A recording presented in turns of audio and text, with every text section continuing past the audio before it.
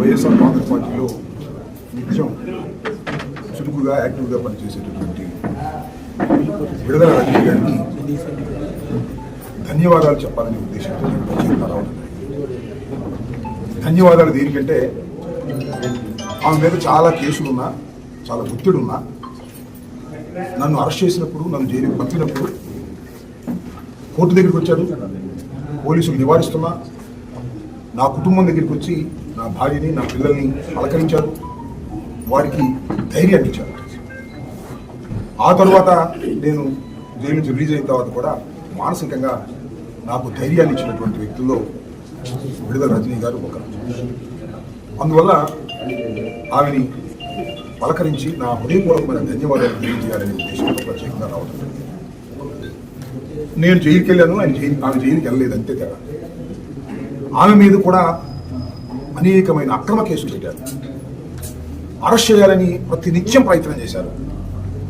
ఆ భగవంతుడు దయ కానివ్వండి, న్యాయస్థానాల్లో వారు అప్రోచ్ అయ్యి సరైన సమయంలో ఆర్డర్స్ తెచ్చుకోవడం వల్ల కానివ్వండి, ఆమె జైలుకు వెళ్ళకోకుండా, మహిళ అయినప్పటికీ కూడా జైలుకు వెళ్ళకోకుండా ఆమె నాకు కాపాడగలిగారు. అయితే వాళ్ళ మరిది గారు గోపి జైలుకు వెళ్ళాడు, బెయిల్ తెచ్చుకున్నాడు. రజనీ గారిని కూడా మహిళ అయినా, మాజీ శాసనసభ్యురాలు, మాజీ మంత్రి అయినా ఏదో ఒక విధంగా ఆమెను హెరాస్ చేయాలి, ఆమెను భయపెట్టాలి అనే ఉద్దేశంతో కటకటాలకు పంపించాలని తెలుగుదేశం పార్టీ నాయకులు, తెలుగుదేశం ప్రయత్నం చేస్తున్నటువంటి విషయం నేను మీకు ప్రత్యేకంగా చెప్పవలసినటువంటి అవసరం లేదు. ఇన్ని ఇబ్బందుల్లో ఉన్నా నాకు మానసికంగా సపోర్ట్ చేసినటువంటి రాష్ట్రంలో ఉన్నటువంటి వ్యక్తుల్లో మాజీ మంత్రివర్యురాలు రజనీ గారు కూడా ఒకరు. అందువల్ల వారికి నా హృదయపూర్వకమైన ధన్యవాదాలు తెలియజేసుకోవాలనే ఉద్దేశంతో రావడం జరిగింది. అదేవిధంగా ఆమెను హెరాస్ చేస్తున్నా ధైర్యంగా నిలబడినందుకు ఆమెని అప్రిషియేట్ చేసే కార్యక్రమం కూడా ఇవాళ నేను తలపెట్టాలని మనం చేస్తున్నాను. రేపు ఇంకా కేసులు పెడతారు, ఏం చేస్తారు, అన్నిటికీ ఎదుర్కోవడానికి మేము సిద్ధంగా ఉన్నాం. వైఎస్ఆర్ కాంగ్రెస్ పార్టీ, నేను కానీ, రజనీ గారు కానీ, పిన్నెల రామకృష్ణారెడ్డి గారు కానీ ఈ జిల్లాలో మా మీద అనేక కేసులు పెట్టి ఇబ్బంది పెట్టేటటువంటి పరిస్థితి చేస్తున్నారు. మీరు చూశారు, నేను గుడికి వెళ్తూ వస్తుంటే నా మీద దాడి చేశారు, నా మీద కేసు పెట్టారు. ఆమె గుడికి వెళ్ళి వస్తుంటే ఆమె మీద దాడి చేశారు, ఈ మీద కేసు పెట్టారు. అంటే దాడి చేసిన వారి మీద కేసులు పెట్టరు, బాధితులు మాత్రమే, వారి మీద మాత్రమే కేసులు పెడతారు. మేము బాధితులు, నేను కానీ ఆమె కానీ బాధితులు. ఆ రోజు మా మీద దాడి చేయడానికి ప్రయత్నం చేశారు, మాపుగా వచ్చి మా మీద కేసులు పెడతారు, దాడి చేసిన వాళ్ళ మీద కూడా కేసులు పెడతారు. ఇవాళ జరుగుతున్నటువంటి విధానం రాష్ట్రంలో అది అనేది చాలా స్పష్టంగా చెప్పదలుచుకున్నాను. మీరు చూశారు కదా, మా ఇంటి మీద 7 గంటల 20 నిమిషాల పాటు దాడి జరిగింది, లైవ్లో అందరూ చూశారు. వాళ్ళ మీద కేసు పెట్టేది ఏంటి? సింపుల్ కేసు, బెయిల్ ఇచ్చి పంపిస్తారు. ఆ రోజునే నేను 7 గంటల 20 నిమిషాల పాటు బాధితుడిగా ఉండి ప్రాణాలు ఉంటాయా పోతాయా అనే సందేహంతో ఉంటే నా మీద అప్పుడే అరెస్ట్ చేశారు, కోర్టులో ప్రొడ్యూస్ చేశారు. 18 రోజుల పాటు కారాగారంలో ఉండే విధంగా చేశారు. అంటే పోలీసు ఆ చేతిలో ఉంటే బాధితుల్ని జైల్లో పెడతారు, నిందితుల్ని మాత్రం రాచబాటలో బయటికి పంపించేస్తారు. ఇది జరుగుతున్నటువంటి వ్యవహారం.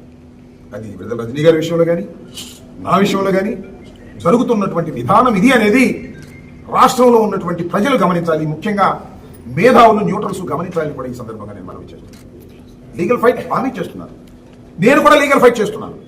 లీగల్ ఫైట్తో పాటు ప్రజా పోరాటం కూడా చేస్తాను. దానిలో వెనకడుగు వేసే ప్రశ్నే లేదు. నా మీద పెట్టిన కేసుల్ని కోర్టులో ప్రొడ్యూస్ చేసి జైలుకి పంపారు. మేము ఇచ్చిన కంప్లైంట్లు మాత్రం 7 years బిలో పెట్టి చెత్తబుట్టలో పారేసిన కార్యక్రమం చేసి ఆ నిందితులు మాత్రం బయట శుభ్రంగా తిప్పుతున్నారు.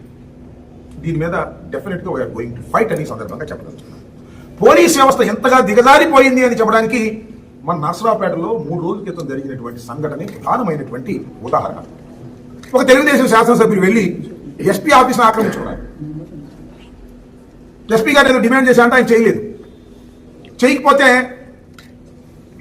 వెళ్ళిపోయాడంట ఆఫీస్ నుంచి. మరి ఆయన ఎందుకు వెళ్ళిపోయాడు? ఐపీఎస్ ఆఫీస్ నాకు అర్థం కదా. ఒక శాసనసభ్యుడు వచ్చి అడిగితే ఆ పరిష్కారం చేయాలి, పరిష్కారం చేయకపోతే ఏదో ఒక సర్దుబాటు చేసుకోవాలి వాళ్ళు.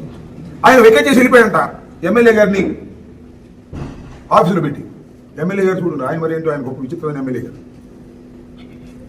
ఎస్పీ రూపు తాళం వేశారు లోపల నుండి, బయటికి రమ్మని రానన్నాడు. ఎక్కడ విన్నారా ఇలాంటి కథ? ఎప్పుడైనా విన్నారా? నేను బయటికి రానన్నాడు. ఎవరు? పల్లా శ్రీనివాస్ ఫోన్ చేశాడు, బయటికి రానైనా అని. నేను రానన్నాడు. ఇక్కడ నర్సరావుపేట జిల్లా పార్టీ అధ్యక్షులు వెళ్ళి చెప్పారంట, బయటికి రమ్మని. నేను రానన్నాడు. ఇవరికి సర్వశ్రేష్ఠ త్రిపాఠి అని ఒక ఐజీ గారు ఆయన వచ్చాడు. సర్వశ్రేష్ఠ త్రిపాఠి గారు వచ్చి నేను బయట రాన్నాడు. ఏం చేయని బయట రాకుంటే ఎవరైనా ఓ ప్రజాప్రతినిధి, ఏ ప్రజాప్రతినిధి? తెలుగుదేశం పార్టీ ప్రజాప్రతినిధి. ఏం చేశారో చూసారా? ఇప్పుడు విన్నారా? చరిత్రలో నిలిచిపోయే సంఘటన. తలుపులు పగలు కొట్టారు పోలీసు వారు, ఒక ఎమ్మెల్యే గారు, అది అధికార పార్టీలో ఉన్న ఎమ్మెల్యే గారు ఎస్పీ ఆఫీసులో ఉండి లోపల తాళం వేసుకుంటే ఎస్పీ ఆఫీసు రూము తాళాలు పగలగొట్టి ఆయన తిరిగి వెళ్ళారు. ఆయన కూడా కాస్త ముదురు కేసు అనుకుంటా. ఎస్పీ ఆఫీస్ తాళాలు పగలగొడితే నేను దొరుకుతానా అని ఆయన బాత్రూమ్కి వెళ్ళాడు. విన్నారా? బాత్రూంలోకి వెళ్ళాడు. ఏం చేయాలి? సర్వశ్రేష్ఠ త్రిపాఠి గారు అక్కడ ఉండి ఆర్డర్స్ ఇచ్చారంట, బాత్రూమ్ తలుపులు కూడా పగలగొట్టమని. బాత్రూమ్ తలుపులు కూడా పగలగొట్టి తీసుకొచ్చారండి. ఎవరితను? నక్సలైటా? సంఘ విద్రోహ శక్తి? లేకపోతే పోలీస్ ఆఫీస్ మీద దాడి చేయడానికి వచ్చిన దుండ కూడా కాదు. తెలుగుదేశం పార్టీ సైకిల్ గుర్తు మీద గెలిచినటువంటి శాసనసభ్యుడు. ఆయన మీద కేసు పెట్టారా? అడుగుతాను. ఏమంటే ఎస్పీ గారు కేసు పెట్టారా? ఏమంటే ఐజీ గారు, సర్వశ్రేష్ఠ త్రిపాఠి గారు కేసు పెట్టారా? డీజీపీ గారు కేసు పెట్టారా? అమ్మా హోంమంత్రి గారు కేసు పెట్టారా? అలాగే బెటర్. మా మీద దాడి జరిగితే మాత్రం రజనీ గారి మీద కేసు పెడతారు, నా మీద కేసు పెడతారు. ఆళ్ళు కొట్టుకు వస్తే మర్డర్ కేసులో పిన్నెల రామకృష్ణారెడ్డి పెడతారు. ఏమిటి అన్యాయం అడుగుతా ఉన్నా? ఈ అన్యాయం ఎలా సాగితే 3 సంవత్సరాలు అంతేనా? ఇంకెక్కువ సాగిద్దా?